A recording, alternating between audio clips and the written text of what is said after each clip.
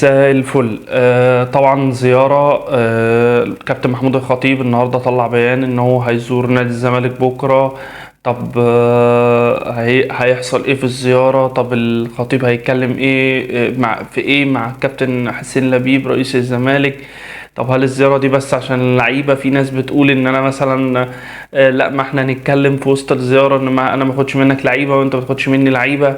انا ما مطلوبش منك ان انت تكون مثالي، مش مطلوب من الاهلي ان هو يكون مثالي ولا الزمالك ان هو يكون مثالي. مطلوب مني ان انا لما عاملك معاملة كويسة وتعاملني معاملة كويسة. لكن لو في صفقة الاهلي محتاجها والزمالك برضه محتاجها، اللي يخش يقدر يشيل. ده مش معناها ان انا لما بشيل لعيب باخد لعيب بمبلغ عالي ان انا بهين الزمالك. انا كاهلي خدت لعيب ليا تربطات، ليا ناس اعرفها في انديه تقدر تخلص الصفقات، ليا وكلاء لاعبين تقدر تخلص الصفقات. كذلك الحال في الزمالك برضو نفس الموضوع.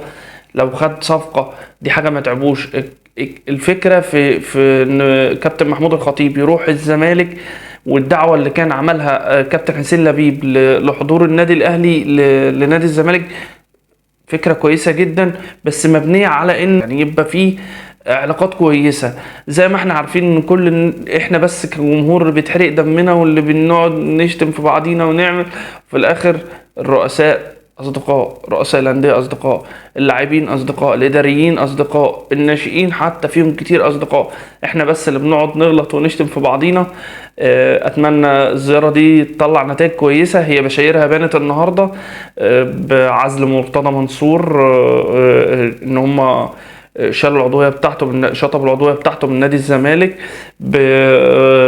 اتاحت الفرصه لمدرب 2009 انهم يبقى في ايديه عقوبات على اللاعبين نادي الزمالك الناشئين اللي هم عملوا فيديو شتيمه في النادي الاهلي. نتمنى الاجواء تبقى هاديه شويه. ده مش معناه زي ما قلنا ان انت في حالك وانا في حالي.